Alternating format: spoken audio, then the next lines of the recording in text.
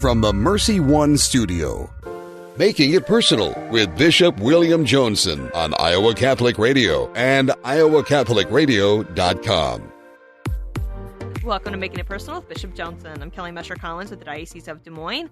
On today's show, we're visiting with Holy Cross priest Father David Guffey, who is the National Director of Family Theater Productions and also the Executive producer of the new movie, Pray, the Story of Patrick Peyton, which was released in theaters and streaming services today. But before we get to our interview, let's find out what's on the Bishop's mind.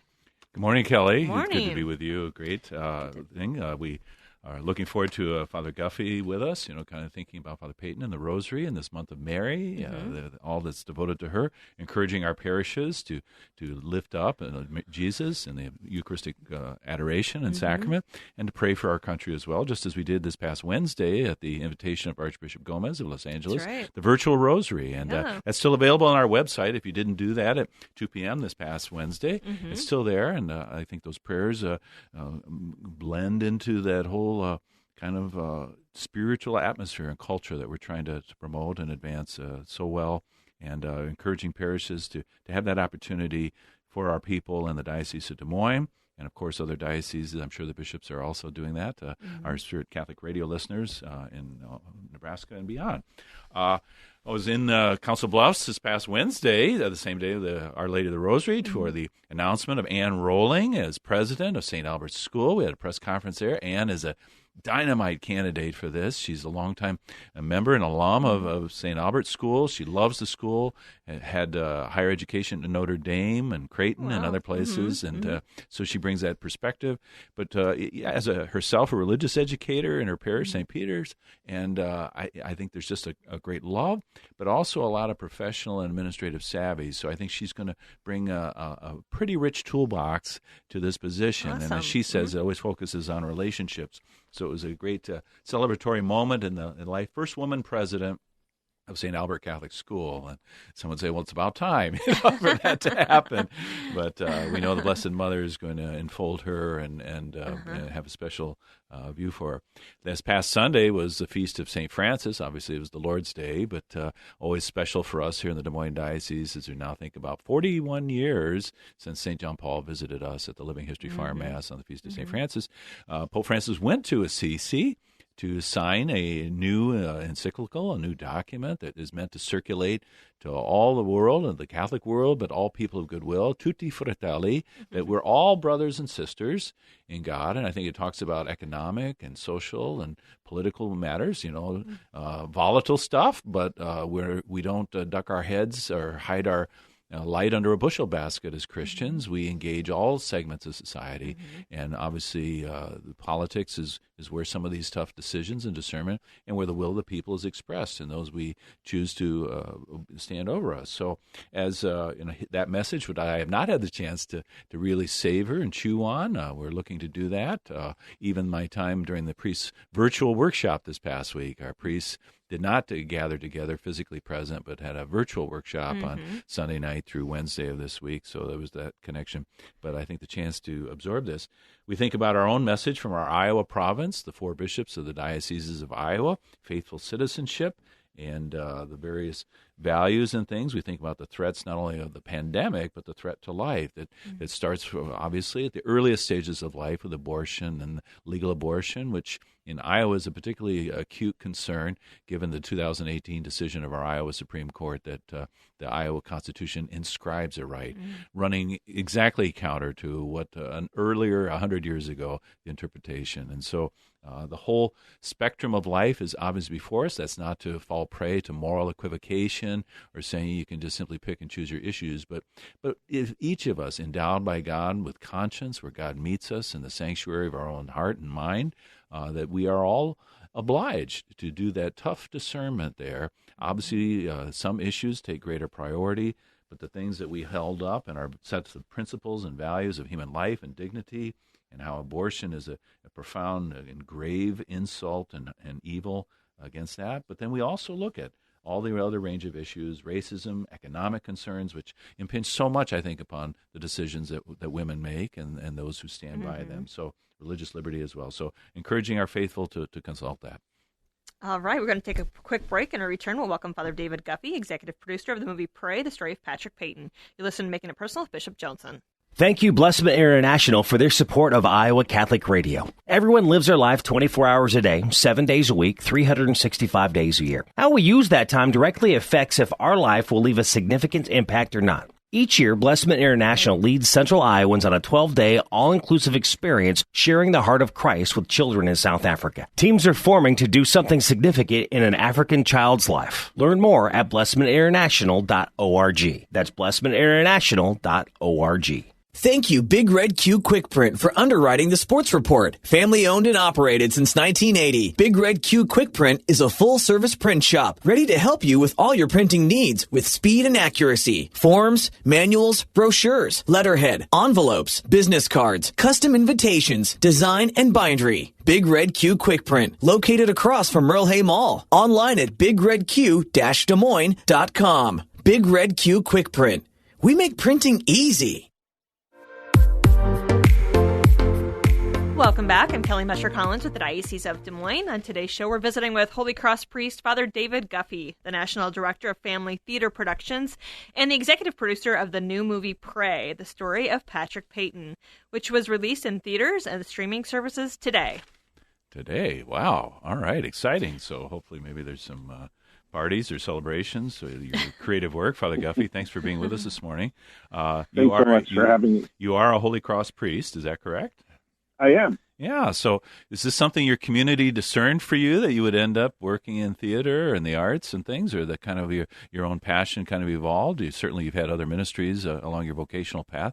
Can you just, the show's called Making It Personal with Bishop Joensen. We'd like to hear about you before we talk about Father Peyton.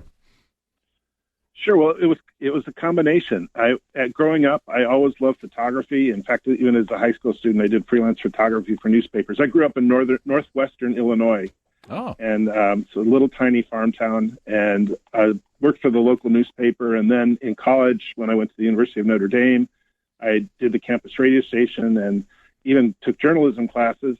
But I fell in love with theology and philosophy, and so that's the direction my life took. After I graduated from Notre Dame, I entered the Holy Cross community, and I thought that my life would be about preaching and teaching, and it was for a good part of my early priesthood. Mm-hmm. But I kept noticing the way, I came to the conviction that people's hearts and minds were being so shaped by the moving visual image of a cinema, film, television, later video. And then the other thing that happened was I was really influenced by Pope John Paul II and his call for people in the church to get involved in media. He really encouraged priests to get involved in media. I heard Father Basilica from Salt and Light in Canada give a talk once, a long time ago, about the Holy Father and his call to media, and that really resonated with me. So I finished 8 years of working in religious formation for Holy Cross, 2 years at Notre Dame, and then 6 years as novice director. And they really entrusted you then with that novice director's role. That's the front line of forming men. So obviously you had a charism there that they identified. Yeah, those were marvelous years, and they were encouraging me to study. And we discerned that film production was the way to go. So my order sent me to film school. I went to Loyola Marymount here in Los Angeles. And after that, after I graduated with my master's in fine arts in film and television production, I started working at Family Theater Productions in 2008. So, things that I thought I was setting aside to join Holy Cross and to become a priest ended up becoming used in a way that I really never expected. Oh, the Holy Spirit has some marvelous surprises in store. That's tremendous. So I noticed in your pedigree some involvement in the Andre House in Phoenix. I was just curious, did you associate with then Father William Wack, who's now Bishop of Pensacola, Tallahassee at the time? Oh yeah, in fact, I'm going to call him Bill. I hope. I'm sure he did appreciate it. Bill did a summer when Bill was in the seminary. I was director of this Andre House, which was a center for hospitality. We gave away free meals, had a job service, gave away clothing, did a variety of social services. And Bill, as a seminarian, spent a summer with me, so we've been friends ever since. And then he was about three directors after me that he was at Andre House, but he did great work down there and is much beloved there still. Mm.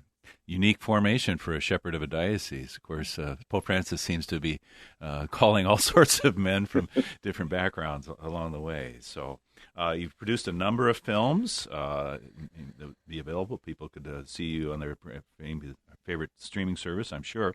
But it's this most recent one that we're interested in here, in the figure of Father Patrick Peyton, who was really kind of a rock star in a way in his own era, if I use that term. But we think about the immigrant experience and how he came from Ireland, very humble experience. Could you just talk about that for us? Sure.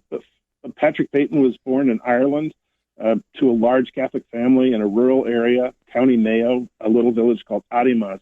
His father and mother were farmers, and they worked hard. The whole family worked hard just to get by.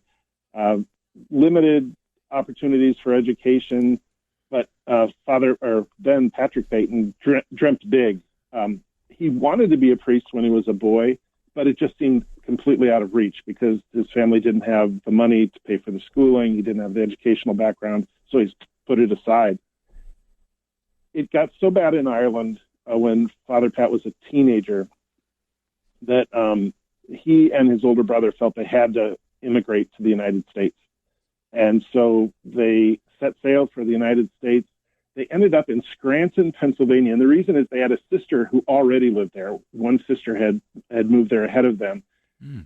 Pat and Tom thought that they were going to become millionaires.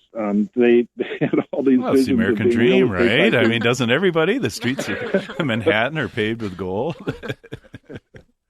Well, that didn't work out so well. They hunted for jobs, and Tom finally got a job in a coal mine in Scranton.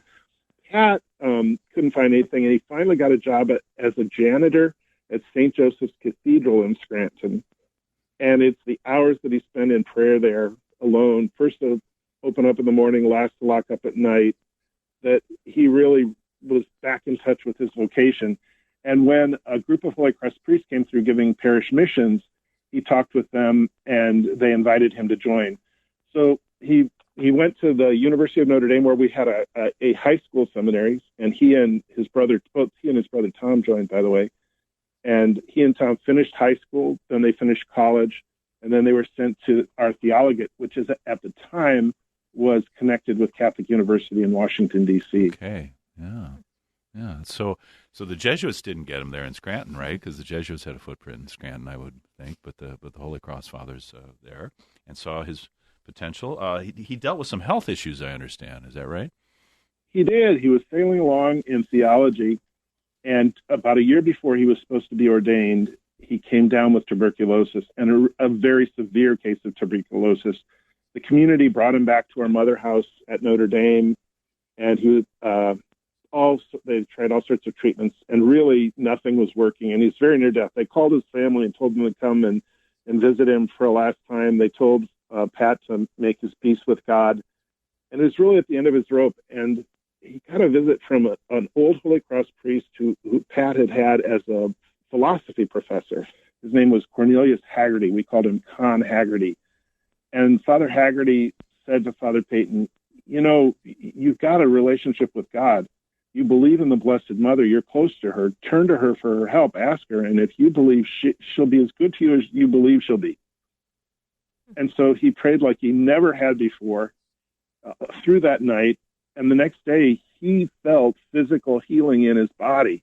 He felt better. It took a while to convince the doctors. He wasn't scheduled for another chest x-ray for a couple of months. But finally, they did the chest x-ray, and the tuberculosis was gone. No medical explanation for it. And from that time, it took him a little while to build up strength again, but he was ordained with his brother in his class on time, and in 1939. And as he's finishing his last years of theology, he's looking for a way to repay the Blessed Mother for her goodness to him. He knows he'll always have a devotion to her and be close to her in his private prayer, but he wants to give his whole life to her. So he asks himself, what can I do? What does the world need? How can I bring the Blessed Mother and her connection with her son, Jesus Christ, to the world? What he comes up with came really from his own experiences, his own family. His own family prayed the rosary every night. They knelt on the floor of the kitchen in their little cottage in Ireland, and they prayed the rosary every night. And that had forged a bond with them that was so close. And not only forged a bond among the members of the family, but forged a bond with each of the members of the family with Jesus Christ. So as a very young priest, 2 or 3 years ordained. So it wasn't as though they were like the family was praying the rosary, and with some memories myself, at least we had the padded carpet in the living room that we could lay on there. and many times we were very invested in it. Sometimes we were invested in getting through it as well. So. Sure. But, and we think about, that God sparing him of the miraculous healing that was tendered to him, whereas, St. Theresa, whom we celebrate at the beginning of the month, who died of tuberculosis, she perished, but how God's wisdom and mission is allotted as God's will ordains. And so here's one who was brought back from the brink of the grave and felt himself, for some reason, spared and was discerning his mission, as you've been describing.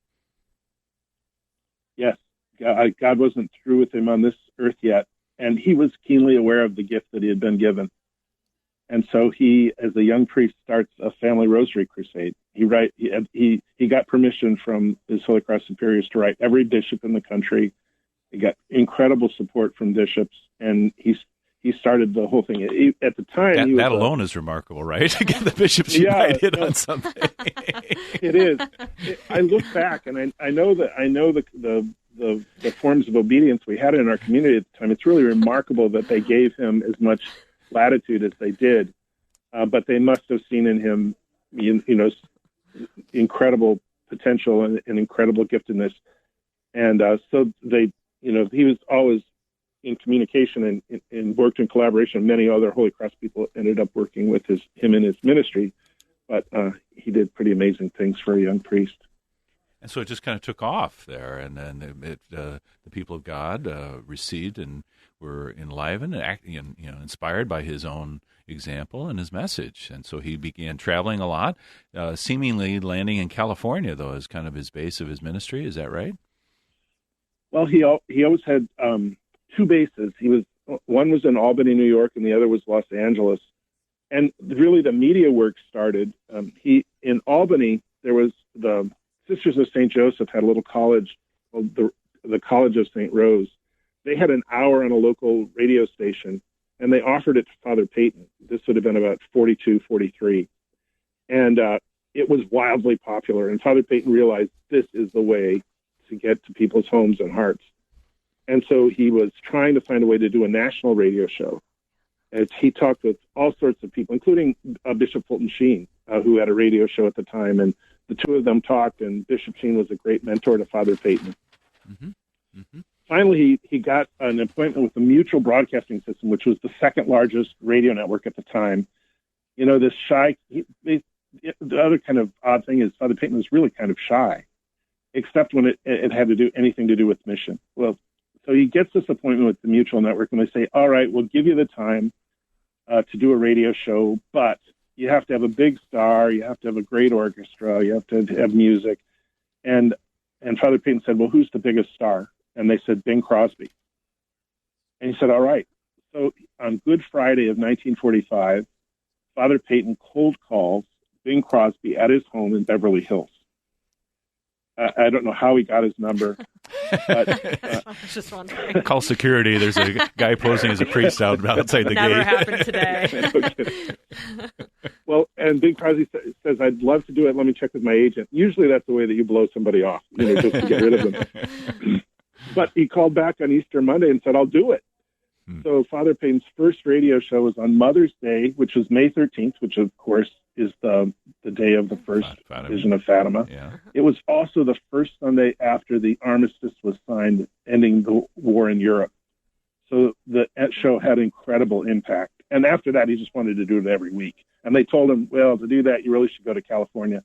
So he came to California, got the permission. First thing he did is he went to see the Archbishop and got permission of the Archbishop to be there to do his work, and then started talking with pastors and found Catholics who were involved in the industry, and started with writers and producers, and then started talking with actors. And he ended up getting A-list actors to do this radio show that was on the Mutual Broadcasting System. Each show was a radio play that had a little play about a family and how prayer or faith was part of their story. And would he have a hand in composing the scripts for that, or would that be in the early Hollywood writers? He hired great writers, but he had a hand in the production, the selection of the writers. He was pretty hands-on, especially in the early years. But the first show had Loretta Young, Don Amici, and Jimmy Stewart. And through the years, people like Bob Hope and Gregory Peck and Ethel Barrymore and Natalie Wood, all these A-list stars were on his show. The show ran on the Mutual Network from 1947 to 1968, so it lasted a long time. And it's still available. Remarkable, that longevity. Yeah, the shows, we remastered the shows, and they're still available. There's radio stations around the country that still play. So going from black and white to color, and the radio show, obviously. Yeah. Excuse me. Whoops. More caffeine, Bishop. Yeah. Right. But kind of a Catholic Star Chamber as well. And so, you think about, Billy Graham and his great worldwide crusades, and yet Father Peyton, he rivals him in the kind of crowds and things that he was able to draw as he traveled around the world. Yeah, he was getting called to do parish missions. He called them Triduums. He'd do a 3-day parish mission, and he was doing them all over the country. The radio show increased the demand for his time. And finally, there was a bishop in London, Ontario, in Canada, that said, let's do something big outdoors. So that was the first big outdoor rosary rally. And after that, they just started popping up all over the country and the United States and Canada, and then all over the world. Tremendous. We're going to push the pause button, Father Guffey, but if you'd hang with us, we'll come back after the break. We're going to take a quick break. You're listening to Making It Personal with Bishop Joensen. Thank you, Blessman International, for their support of Iowa Catholic Radio. Everyone lives their life 24 hours a day, 7 days a week, 365 days a year. How we use that time directly affects if our life will leave a significant impact or not. Each year, Blessman International leads Central Iowans on a 12-day, all-inclusive experience sharing the heart of Christ with children in South Africa. Teams are forming to do something significant in an African child's life. Learn more at blessmaninternational.org. That's blessmaninternational.org. Thank you, Big Red Q Quick Print, for underwriting the sports report. Family owned and operated since 1980, Big Red Q Quick Print is a full-service print shop ready to help you with all your printing needs with speed and accuracy. Forms, manuals, brochures, letterhead, envelopes, business cards, custom invitations, design, and bindery. Big Red Q Quick Print, located across from Merle Hay Mall. Online at bigredq-desmoines.com. Big Red Q Quick Print. We make printing easy. Welcome back. I'm Kelly Mesher-Collins, the Diocese of Des Moines. You're listening to Making It Personal with Bishop Joensen. We are back with Father David Guffey, who is the executive producer of the new movie, Pray, the Story of Patrick Peyton. So I never knew the provenance of that phrase, the family that prays together stays together, but Father Peyton should be credited in that. And then the very theater production that he helped found, you're kind of his successor in that regard. Is that right? I am. I work out of the same office that Father Peyton worked out of. Oh.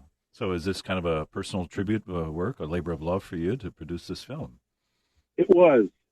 There had been a couple of other documentaries that had been made about Father Peyton, mainly focusing on his work, and a lot of focus on his work in Hollywood, which is really interesting and fun.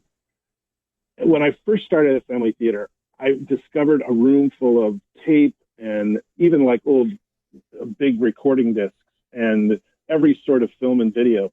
A lot of it were programs that Father Peyton made. Father Peyton made over 1,000 radio and television shows during his lifetime. But much of what was there was interviews, footage from the big rosary rallies, other things with Father Peyton talking that really nobody had seen. So we had them digitized. And as I was doing that, mainly for archival purposes, but as we were doing that, the message seemed so contemporary.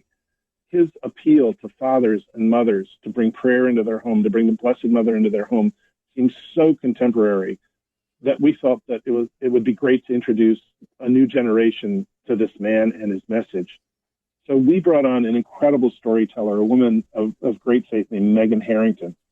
And Megan Harrington worked with our team, and we brought some other people in to tell the story of Father Peyton. But really, we also in the film wanted to feature families who'd taken the message of Father Peyton to heart. So there's one family that knew him while he was alive and had experienced, great graces through that. But there are 3 families in the film that talk about their own experience of family prayer and what it's meant to them. And I think the stories of the families combined with the story of Father Peyton really makes for a powerful film and a great tribute to Father Peyton. At the same time that all this is happening, is Father Peyton's cause is advancing.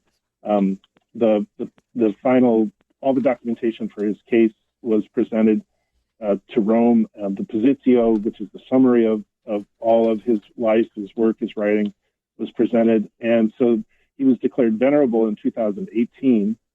And we get letters and calls all the time and emails from people who prayed for the intercession of Father Peyton and who have experienced comfort and healing. There are 2 cases that have been investigated on a diocesan level that are now being investigated by the Congregation for Saints as potential miracles.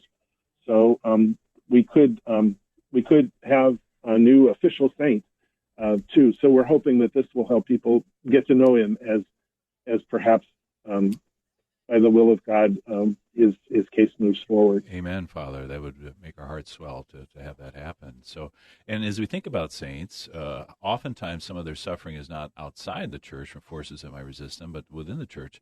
So obviously this is a very humble priest that he never let it go to his head. He didn't become this kind of mega evangelist. We sometimes wait for the other shoe to drop and the rest of the story, but here's one who incredibly lived a life of holiness there. But was there any particular form of suffering that he encountered other than the tuberculosis early in his life?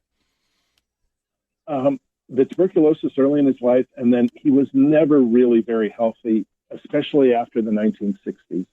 The 1950s and 60s were really the heyday of his rallies. He had rallies of 1 million people in Sao Paulo and 1.2 million people in Rio. So he's going all over the world, and he wears himself out. So he has heart trouble. He's got quite a bit of illness in the early 1970s that lays him up for a couple of years. He's still passionate about the cause. He does some media projects. And then the other thing is just the world changed.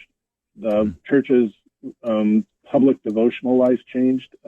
Vatican II encouraged us to turn to Scripture and the sacraments, especially the Eucharist, which is wonderful.